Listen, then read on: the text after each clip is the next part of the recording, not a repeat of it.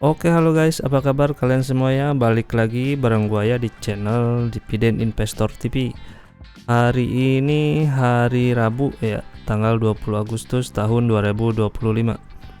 Nah, IHSG hari ini naik lumayan ya, 1%-an. Lumayan kencang nih hari ini di angka 7.943. Transaksi hari ini ada di angka 17 triliun ya. Katanya tadi BI rate turun ya. Gua belum ngecek BI rate turun di berapa. BI rate hari ini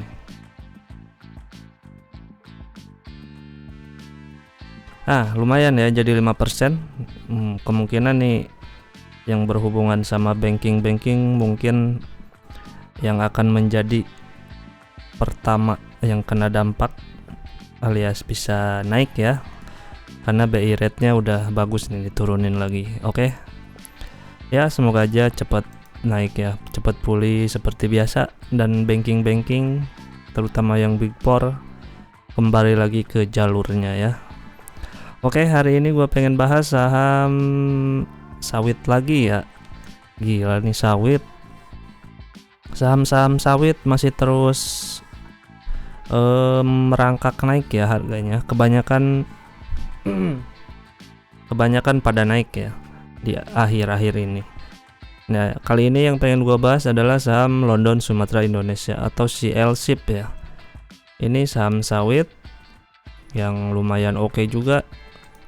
Kita lihat dari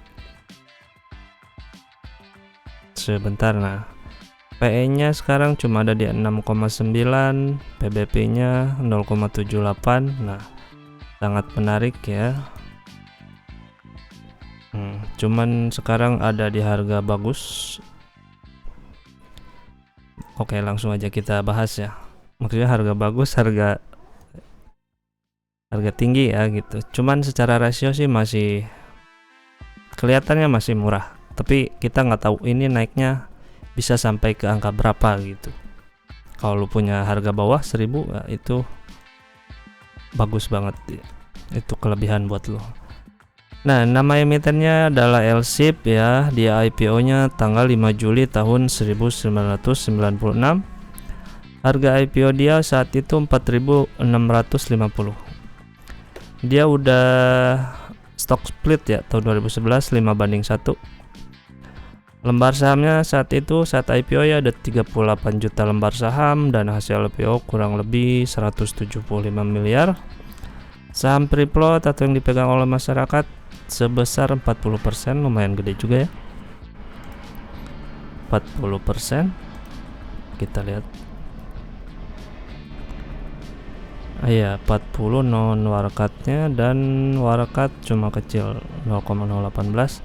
Nah, yang megang sahamnya juga udah 17.760 orang ya di akhir bulan Juli. Lembar saham sekarang ada di angka 6,8 miliar lembar saham. Harga closingan hari ini 1.465. Jadi market cap-nya kurang lebih 9,9 triliun. Oke, bagus.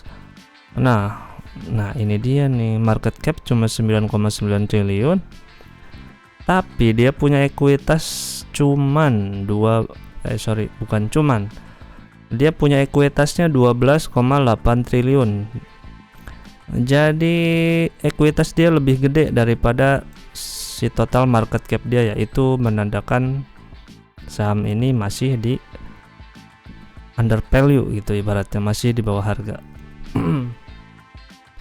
Nah, harga buku dia sih sebenarnya di angka 1881. Sekarang kan 1465 ya.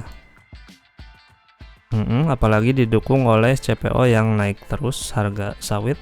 Kalau bisa setahun, 2 tahun, 3 tahun ke depan naik terus, kemungkinan ini bisa naik terus juga saham-saham sawit. Kalau dibarengi dengan penjualan dan revenue yang tentunya naik juga ya. PBP-nya ada di angka 0,78, liabilitas dia kecil, cuma 1,7 triliun.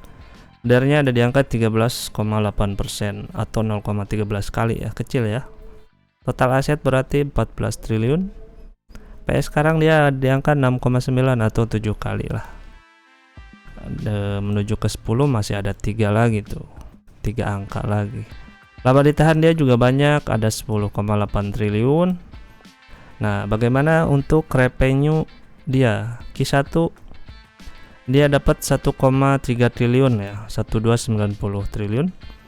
Q2 turun 1,32 triliun, turun 20% ya. Secara gross profit Q1 501 miliar dan Q2 426 miliar atau turun 14%, tetapi secara persentase gede ya gross profitnya, di angka 40% rata-rata untuk 2 kuartal ini. Nah, untuk net profitnya juga gede, ada di angka 30%-an ya rata-ratanya. Gede ini, mantap. Q1 392 miliar dan Q2 323 miliar atau turun 17% ya. Ingat, NPM-nya gede, 30%. Mantap. EPS secara anualis Q1 total anualisnya kurang lebih 209, untuk Q1 57 dan Q2 47 ya. Nah, terus untuk urusan dividennya gimana nih? Dividennya tahun kemarin dia, nah DPR-nya cukup kecil ya, mini ya, hemat. Paling gede 40% tuh. Tahun kemarin juga cuman 30%, 30% aja udah dapat 5,2% yield-nya ya. Nah, gimana proyeksi untuk tahun buku 2025? IPS-nya kan 209 totalnya ya. Kalau DPR-nya 30%, dia bakalan bagi dividen sebesar 62 perak per lembar saham atau dengan dividen yield sebesar 4,2% ya. Kalau DPR-nya naik sih minimal 60% gitu. Nah, bisa kan 8%-an. 8,5%. Tapi kita nggak usah terlalu muluk-muluk, kita ikutin aja yang data tahun kemarin 30%. Ada di angka 4,29%. Lumayan ya, ini dividen dapat, dan capital gain juga kayaknya untuk setahun 2 tahun ke depan bisa lebih naik lagi. Gitu. Nah, harga waras berdasarkan dividen yang dia bagiin ada di angka 628, 629 sampai 1258. Kalau secara dividen sih sekarang udah di atas harga ya.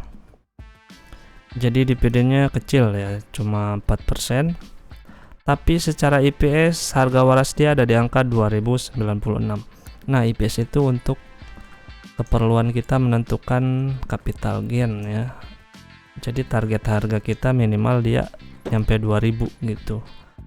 Kalau udah 2000 lu boleh TP, atau lu mau tetap hold ya masalah. Apalagi lu megang dari harga 1000 ya, kan bisa beggar.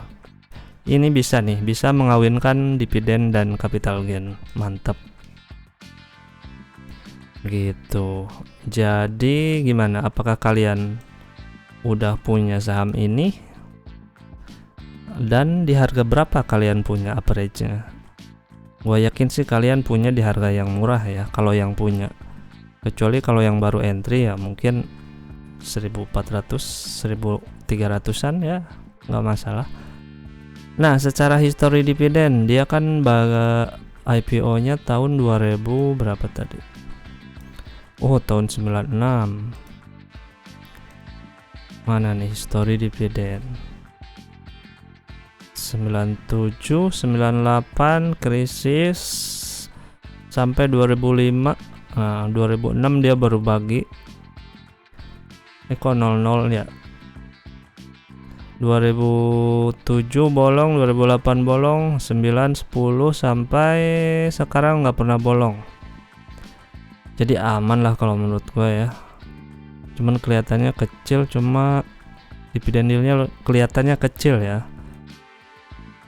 Cuman sekarang kan lagi menarik, si harga CPO-nya lagi bagus tuh. Jadi ya untuk capital gain-nya juga bisa dimanfaatin ya. Soalnya kita lihat grafiknya.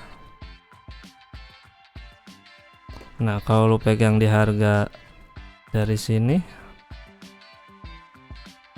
kalau lu beli di 28 Februari, nah lu udah punya capital gain sebesar 54% ya. Kalau lu beli di harga 950-an. 955-an. Keren kalau lu punya harga di situ. Coba lu komen lu punya harga di berapa. Silahkan tulis. Ini catatan gua aja, kalau lu mau baca boleh, itu kan menurut pandangan gua pribadi. Nanti gua share ya di kolom deskripsi, siapa tahu lu pengen baca-baca. Nah, nanti gua cantumin linknya, link spreadsheetnya di deskripsi. Oke. Segitu dulu untuk pembahasan CL-SHIP. Untuk dividen ya so-so lah 4%, tapi kan ada potensi untuk capital gain gitu. Jadi lu nggak pegang lama ini saham juga, kalau capital gainnya udah dapet ya TP aja bos gitu, yang penting cuan. Oke. Ini bukan rekomendasi jual atau beli, dan ini kalau menurut gua sih, kalau untuk core stock kalau belinya di harga sekarang kayaknya terlambat ya. Kalau punya di 1000 sih lumayan tuh dijadiin sebagai dividen play dan lu pegang untuk jangka lama gitu. Kalau sekarang sih harganya nanggung ya kalau menurut gua gitu. Oke, segitu dulu, semoga video yang ngejelas ini ada manfaatnya, dan ingat, karena hutang harus dibayar. Bye bye.